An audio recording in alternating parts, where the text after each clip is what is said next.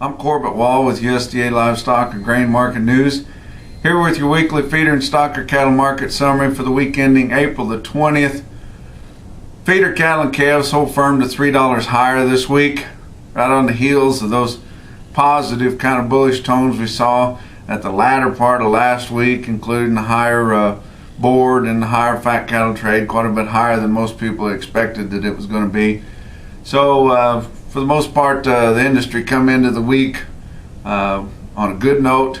It kind of kept going. Didn't see a whole lot of gains this week, but just started off the week on kind of a higher tone, and it stayed that way right through the end of the week. These feedlots are wanting to get a few more of these bigger cattle that are on offer, because most everyone in every area expects the runs to just completely dry up here within the next few weeks, and probably stay that way through the end of spring and through the bigger part of the summer, till we get into late summer when some of those yearlings start coming off those double stock pastures and things like that, when we start seeing some of those summer yearlings come in. But we expect most of the calves have been marketed. Most all the big cattle have been marketed. So we're not going to see a whole lot of feeder cattle marketing, calf marketing probably now for a few months. But for the ones that were available this week, pretty good demand for them. As we get into this time of year, and usually it don't run until later in the year, but everything has been early so far this year. Just everything. The guys bought their turnout cattle early. They turned the cattle out early. Guys moved their cows and calves to summer pasture early. Just everything we've done has been early. It's that way on the farming part of it too. They put down fertilizer early. In the Midwest, we've got corn planting well underway. Places will begin starting to plant soybeans here within a short time. Our wheat is heading out early. They're expecting an early wheat harvest. Guys across the southern part of the United States are already getting ready to cut their first cutting of hay. All these things are just early, which is good because it's going to be a little more efficient than usual. We'll probably get an extra cutting of hay unless it turns off real dry. A lot of your wheat ground that they are going to harvest, they'll come back in there with beans or something, or milo, or we're probably going to be a double crop in a lot of places, which is good. It helped all those guys with a little more production out of what land they do have. But the moisture levels, through the central part of the United States are not too bad. They're just kind of adequate right now.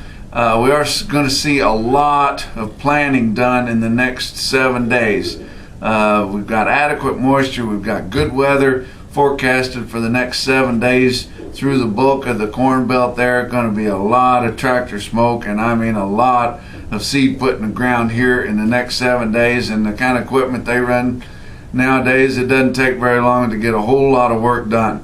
So we expect big leaps and bounds there, because not much rain or any kind of adverse weather expected, and the temperatures are going to warm up like what they want.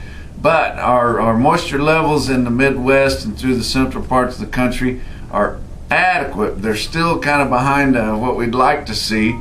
Still a lot of places in this country really dry. West Texas. West Texas is always dry, but it's really dry. New Mexico is really dry. Way out east, which it doesn't affect your big commercial cattle production, but out east it's pretty dry. But places that still have a lot of cows in North Florida, Georgia, places like that, still awful dry. So but for the most part, Kansas got cattle turned out in the Flint Hills. They've got lots of water. They got lots of grass. Of course, in the southern plains, it takes a big deathly storm to get any moisture, it seems like, anymore.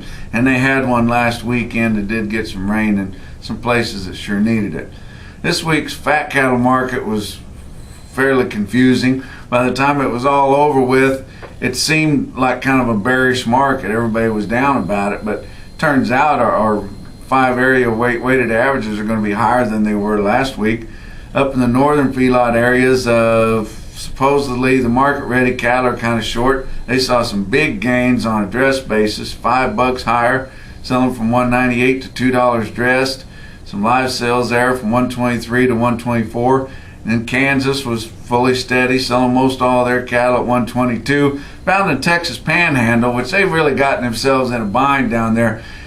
They don't have any leverage. They don't negotiate and sell enough cattle in the cash market to have any kind of leverage in their bargaining power. They sell 10 or 11,000 cattle this week, and they're steady to $2 lower from 120 to 122, which is going to make their average down there way off of the rest of the commercial cattle feeding industry. And then they're going to sell, probably twice or more that many cattle off those averages. So, they're down around 20% negotiated sales in Texas, and they're starting to pay for it now when the packers really want to cheapen up like they do now, because they need all the help they can get by cheapening up. They've killed or slashed kills, packers have, in the last week or two. This week was a little bit larger, but last week was the smallest non-holiday harvest since February 2005.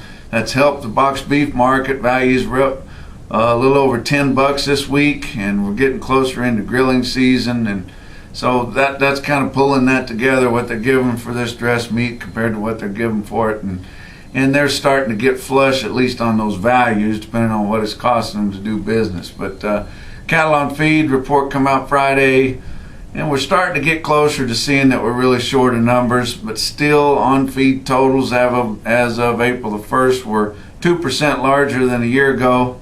Just keep running year over year heavier all the time, but eventually we're going to run out as we see placements were quite a bit lower, just 93.6% of a year ago.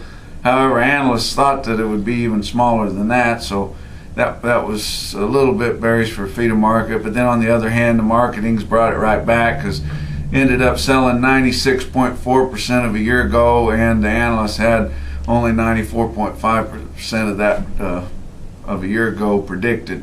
So they kind of offset each other. Pretty much a neutral report there.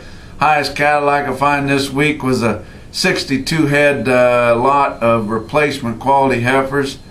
Hub City Livestock in Aberdeen, South Dakota. 62 heifers weigh 586, bring $1,190 per head. Just over $2 a pound. This week's regional weighted averages: north central states, 8 to 900 pound steer cost you $145 1/4, compared to last week $144.26, and a year ago $129.59.